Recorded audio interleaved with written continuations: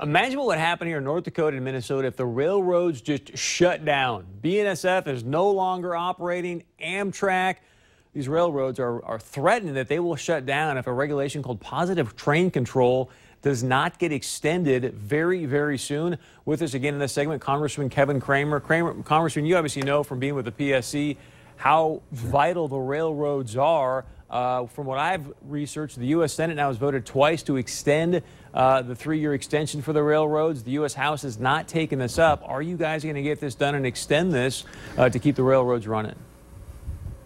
I think we will, Chris. We actually do have a bill now in the House as well. It's similar to the Senate, but not identical. And so now we have House and Senate negotiators working on the fine-tuning. And they seem to be quite close, but there are some distinctions. And most specifically, the House provides a 3-year extension, just like the Senate does, although the House then has another 2 years on top of the 3 for extensions should they be necessary, whereas the Senate is sort of open-ended after the 3 years. It gives a lot of authority to the Department of Transportation. But what's at stake here is this positive train control is a new technology, a relatively new technology that's been around now for, I don't know, maybe 10 years at the most. But in 2008, after a couple of accidents on passenger trains, a law was passed requiring that all of the railroads have positive train control throughout their system by the end of this year, for various reasons, not the least of which is cost, not the least of which also is the technology itself wasn't perfected, and frankly some regulatory issues relating to tribes and tribal intervention in the siting of a number of the towers.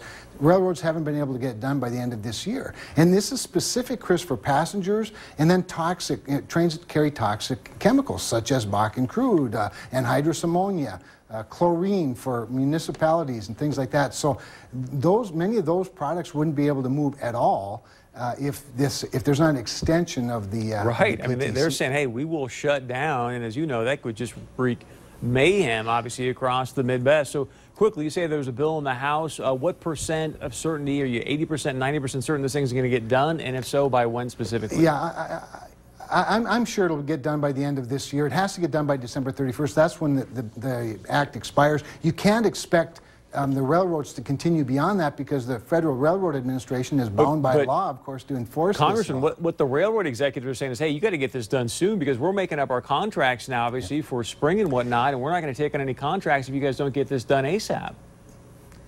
Yeah, even though it expires December 31st, December 30th would be too late. We need to get it done as soon as possible because you're right, they have long planning horizons. Obviously, the logistics of running an international or really it is international, but especially a national network of railroads requires time and planning. We will stay on top of that, obviously, with you and make sure that that gets completed because holy cow, would that be a mess.